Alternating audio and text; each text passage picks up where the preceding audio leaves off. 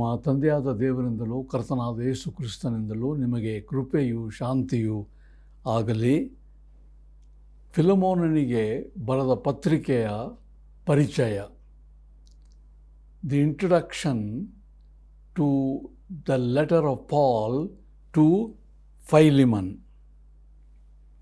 ಅನೇಕ ರೀತಿಗಳಲ್ಲಿ ಫಿಲಮೋನನಿಗೆ ಪೌಲನು ಬರೆದ ಈ ಪತ್ರಿಕೆ ಒಂದು ಅನನ್ಯ, ಅಂದರೆ ಸಾಟಿ ಇಲ್ಲದ, ಸಮನಿಲ್ಲದ ಒಂದು ಸಣ್ಣ ಪತ್ರವಾಗಿದೆ. ಇದು ಕೇವಲ 25 ವಚನಗಳು ಮಾತ್ರ. In many ways this letter to Philemon is very unique, having only 25 verses. ಪೌಲನು ಇದೊಂದು ವ್ಯಕ್ತಿಗೆ ಬರೆದ ಪತ್ರ, ಅಂದರೆ ವೈಯಕ್ತಿಕ ಖಾಸಗಿ ಪತ್ರ ಇದು. ಹೀಗಾಗಿ ಇದರಲ್ಲಿ ದೇವಶಾಸ್ತ್ರದ ಸಿದ್ಧಾಂತಗಳಾಗಲಿ ನೈತಿಕ ಬೋಧನೆಗಳಾಗಲಿ ಎದ್ದು ಕಾಣುವುದಿಲ್ಲ. Paul primarily addresses this letter to Philemon, who is just an individual, one person. Consequently, this short letter does not have any theological doctrines or ethical teachings in particular. ಮೊದಲನೇದಾಗಿ ಈ ಪತ್ರಿಕೆಯ ಸಂದರ್ಭವೇನು? What is the occasion for Paul to write this letter? ಫಿಲಮೋನನ ದಾಸ ಅಥವಾ ಗುಲಾಮನಾಗಿದ್ದ ಒನೆಸೀಮನು ತನ್ನ ಯಜಮಾನನ ಬಳಿ ಹಿಂದಿರುಗುವಾಗ ಅವನನ್ನು ಕಳುಹಿಸುವ ಅಥವಾ ಅವನನ್ನು ಬೀಳ್ಕೊಡುವ ಸಮಯವಾಗಿತ್ತು ಈ ಸಂದರ್ಭ. The occasion of this letter was at the time when Onesimus, a slave of Philemon, was about to return to his master, and that was the occasion. So Paul takes the opportunity of sending a letter to his co-worker Philemon through Onesimus. ಮೊದಲನೇದು ಇದೇ ಸಂದರ್ಭ. ಎರಡನೇದು, ಈ ಪತ್ರಿಕೆಯ ಉದ್ದೇಶವೇನು? What is the purpose or the object of this letter? Rome ಸರ್ಕಾರದ ಪ್ರಕಾರ ಓಡಿ ಹೋದ ಒಬ್ಬ ಗುಲಾಮನಿಗೆ ಮರಣ ದಂಡನೆ ವಿಧಿಸುವ ಕಾನೂನಿತ್ತು. ಈ ಪತ್ರದ ಮೂಲಕ ಪೌಲನು ಒನೆಸೀಮನ ವಕೀಲನೋಪಾದಿಯಲ್ಲಿ ತನ್ನ, ಅಂದರೆ ಪೌಲನ ಮನಃಪೂರ್ವಕವಾದ ಒಂದು ವಿನಂತಿಯನ್ನು ಫಿಲೆಮೋನನಿಗೆ ಮಾಡುತ್ತಿರುವ. The purpose of this letter is in this. The background is any runaway slave in the Roman government was subject to the penalty of death. He was not only flogged, but he was subject to death penalty. Paul, in this situation, as Onesimus's advocate, lawyer, makes a plea to Philemon, which is the purpose of this letter. ಪೌಲನ ಆಂತರ್ಯದ ಉದ್ದೇಶವನ್ನು ಸ್ವಲ್ಪ ನಾವು ಗಮನಿಸುವ. ಆತನ ಹೃದಯದಲ್ಲಿ, ಮನಸ್ಸಿನಲ್ಲಿ, ಭಾವಗಳಲ್ಲಿ ಏನಿತ್ತೆಂಬುದಾಗಿ 11ನೇ ವಚನ ಓದ್ತೇನೆ. ಅವನು ಅಂದರೆ ಒನೆಸೀಮನು ಮೊದಲು ನಿನಗೆ ಅಪ್ರಯೋಜಕನಾಗಿದ್ದನು, ಈಗ ನಿನಗೂ ನನಗೂ ಪ್ರಯೋಜನವಾಗಿದ್ದಾನೆ. ಮೊದಲನೇದಾಗಿ ಈತನೊಬ್ಬ ಪ್ರಯೋಜನವಾದಂಥ ವ್ಯಕ್ತಿ.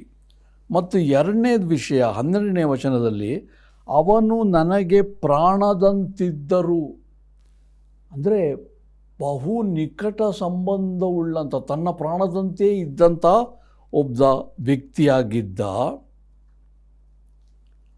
ಈ ಕಾರಣದಿಂದ ಪೌಲನು ಒನೇಸಿಮನ ಮೇಲೆ ಹೆಚ್ಚಿನ ನಂಬಿಕೆ, ಆಸಕ್ತಿ, ಭರವಸೆಯನ್ನು ಇಟ್ಟು ಆತನ ಮೇಲೆ ಆತುಕೊಂಡಿದ್ದ ಎಂಬುದು ಇಲ್ಲಿ ತಿಳಿದು ಬರ್ತದೆ.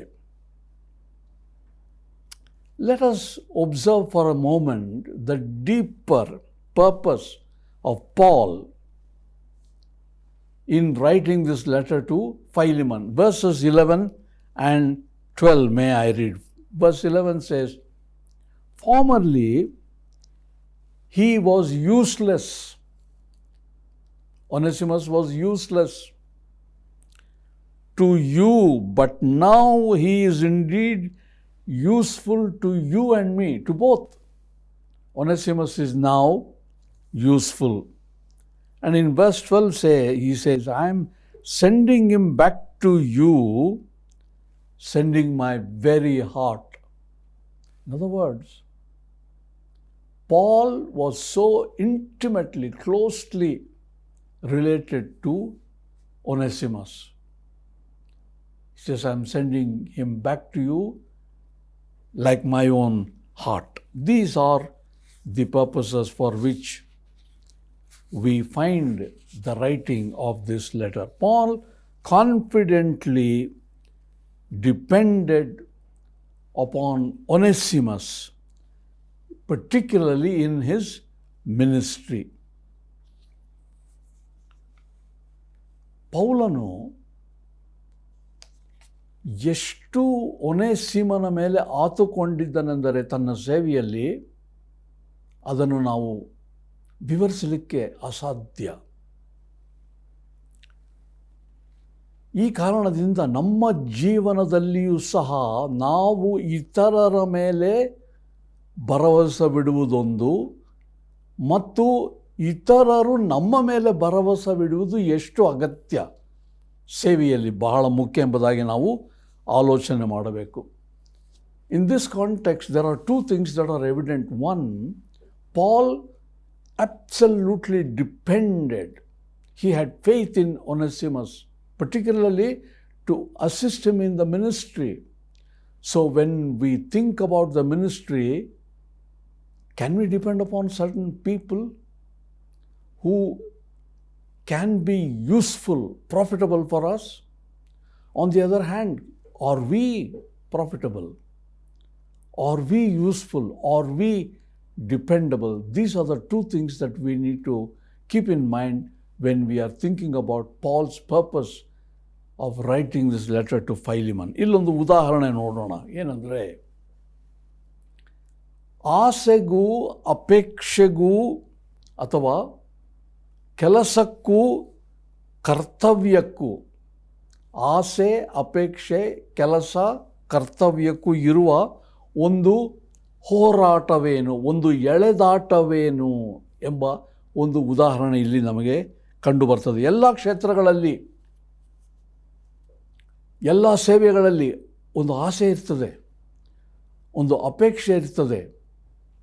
ಆದರೆ ಕರ್ತವ್ಯವೇನು, ಕಟ್ಟುಪಾಡೇನು, ಜವಾಬ್ದಾರಿಕೆ ಏನು, ಇವೆರಡು ಒಮ್ಮೊಮ್ಮೆ ವಿರೋಧಾಭಾಸವಾಗಿ ಕಂಡು ಬರ್ತವೆ.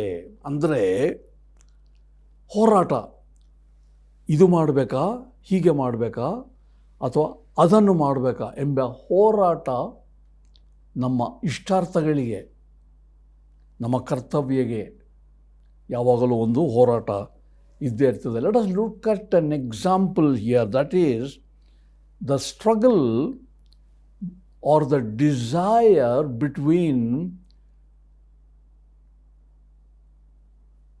two things. There is a struggle. In anything that we do, there is a struggle. What is that? There is a desire, and there is also the obligation of duty. It is not just found in the ministry. It is found in all places.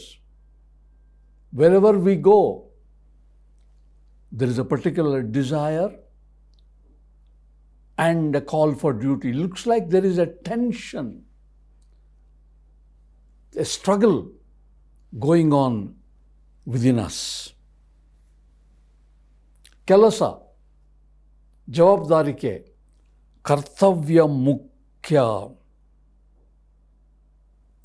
ನಮ್ಮ ಆಶೆ, ಅಭಿಲಾಷೆಗಳು, ಅಪೇಕ್ಷೆಗಳು ಹೆಚ್ಚಲ್ಲ. ಕರ್ತವ್ಯ ಮುಖ್ಯ. ಕರ್ತವ್ಯವೇ ನಮಗೆ ಜಯ ಕೊಡುವಂಥದ್ದೆಂಬುದೇ ಈ ಪತ್ರಿಕೆಯ ಒಂದು ಧ್ಯೇಯ ಅಥವಾ ಉದ್ದೇಶ ಆಗಿದೆ.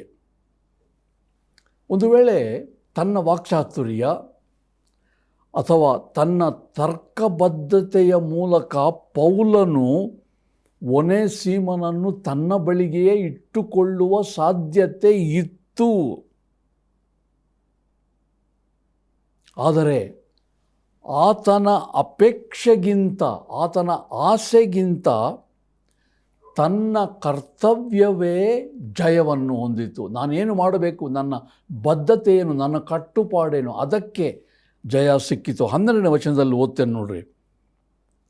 ಅವನು ನನಗೆ ಪ್ರಾಣದಂತಿದ್ದರೂ ಅವನನ್ನು ನಿನ್ನ ಬಳಿಗೆ ಹಿಂದಕ್ಕೆ ಕಳುಹಿಸಿಕೊಡುತ್ತೇನೆ. ಕರ್ತವ್ಯ,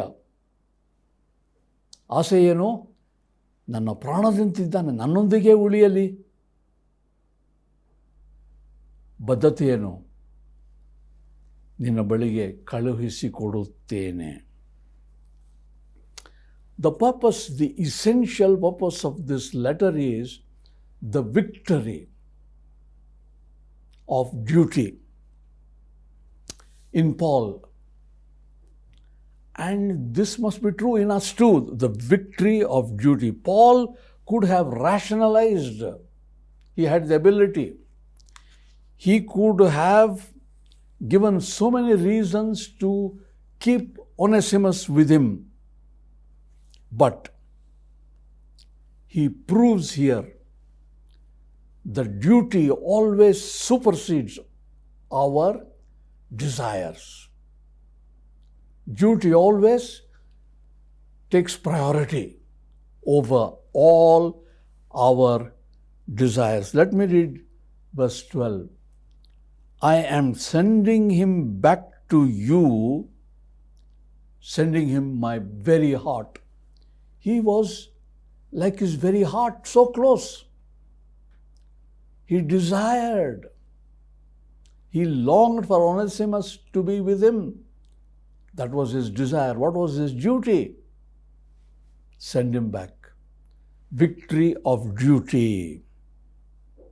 Very important. Paul was a person who was duty bound. Duty bound.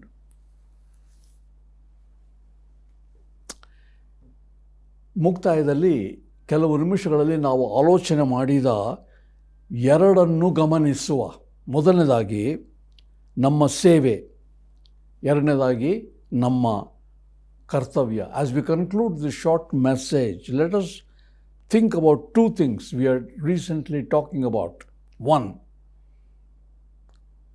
what about our ministry?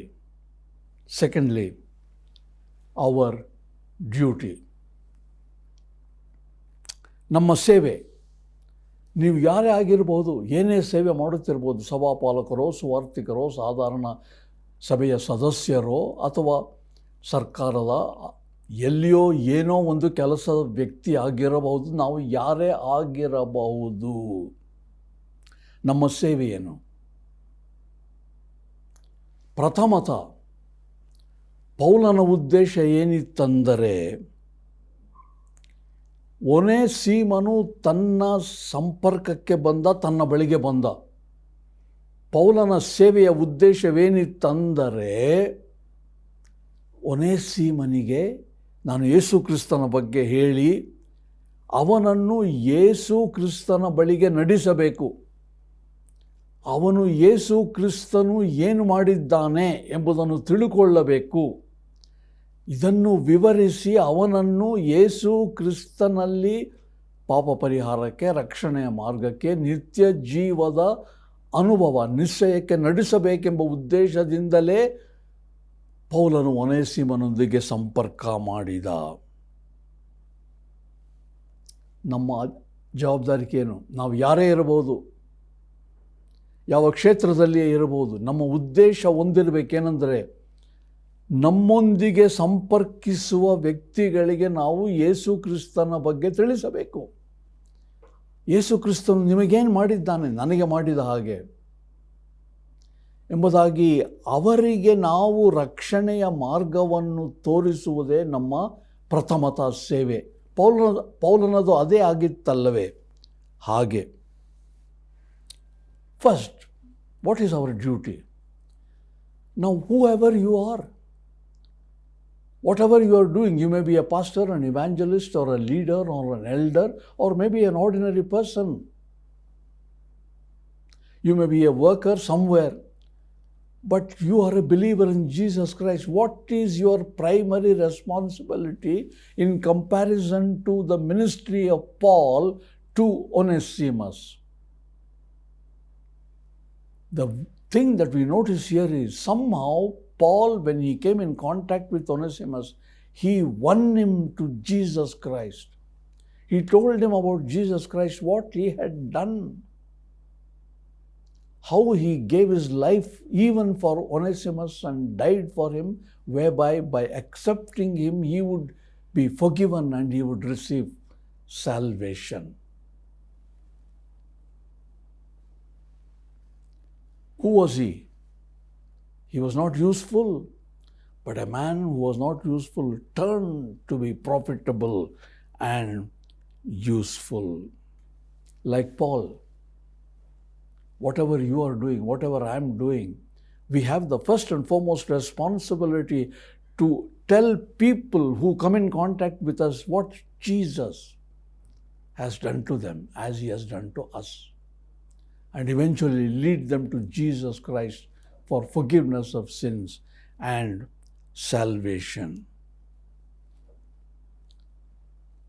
ಇನ್ನೊಂದು ವಿಷಯ ಏನಂದರೆ, ನಮ್ಮ ಮೇಲೆ ಇತರರು ಭರವಸೆ ಇಡಬಹುದಾ? ಪೌಲನು ಒನೇಸಿಮನ ಮೇಲೆ ಇಟ್ಟಂತಹ ಒಂದು ನಂಬಿಕೆ, ಭರವಸೆ, ಇಷ್ಟಾರ್ಥಗಳು ಇತರರು ನಮ್ಮ ಮೇಲೆ ಆತುಕೊಳ್ಳಬಹುದಾ? ಬಹಳ ಮುಖ್ಯ. ಅದಲ್ಲದೆ ನಮಗೆ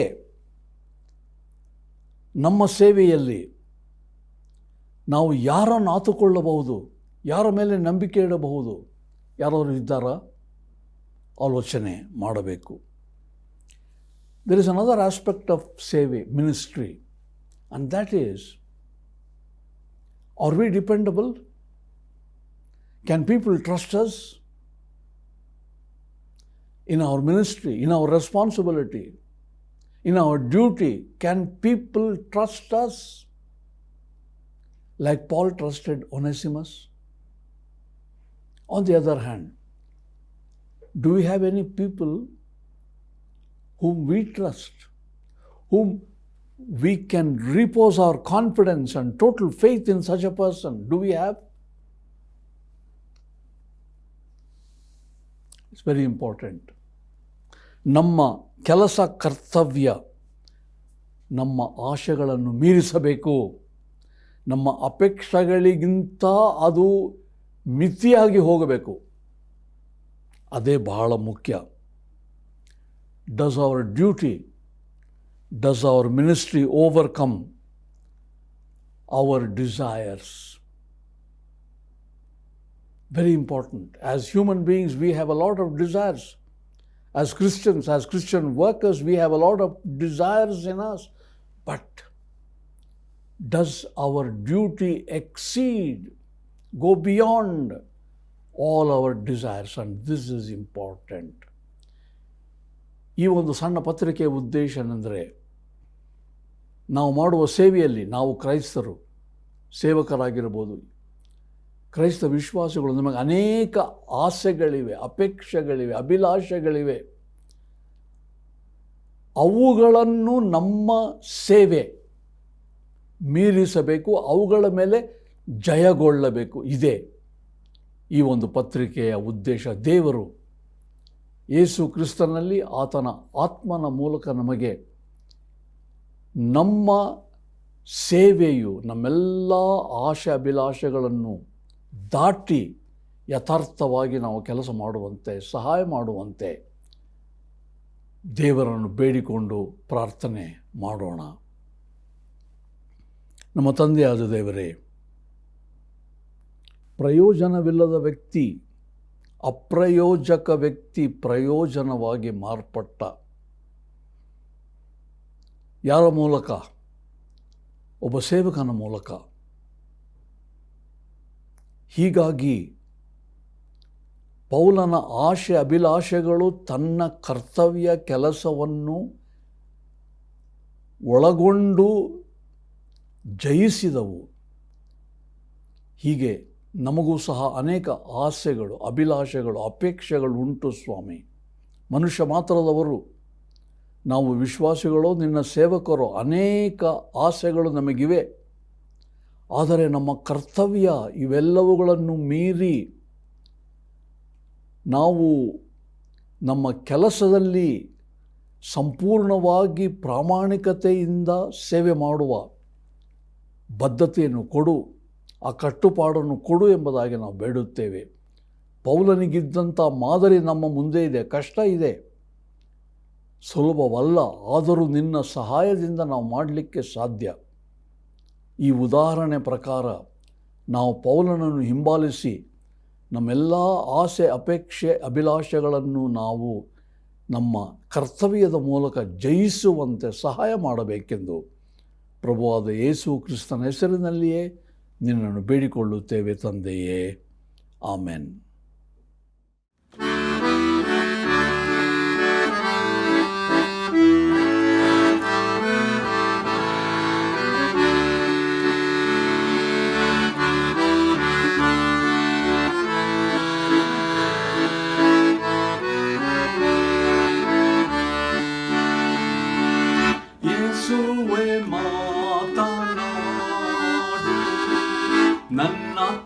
ನನ್ನಾತ್ಮದೊಂದಿಗೆ ನನ್ನನ್ನು ಕೇಳ ಮಾಡು, ನಿಂದಿವ್ಯರ್ವಾಣಿಯೇ ಯೇಸುವೆ ನಾಟ್ಯ ಮಾಡು, ನೀ ಹೋದ ದಾರಿಯೇ ಯೇಸುವೆ ಹೋರ ಮಾಡು, ನನ್ನ ಶಿಲ್ಬೆಯನ್ನ ಯೇಸುವೆ ಮಾತನಾಡು, ನನ್ನಾತ್ಮದೊಂದಿಗೆ ನನ್ನನ್ನು ಕೇಳ ಮಾಡು, ನಿಂದಿವ್ಯ ಧ್ವನಿಯೇ ನಿನ್ನ ಕೃಪೆ ಸಾಕು ಈ ಬಾಳದಾಸಗೆ. ಹಲ್ಲೆಲೂಯಾ ಹಾಡುವೆನು ಜೀವಾಂತ್ಯವರೆಗೆ.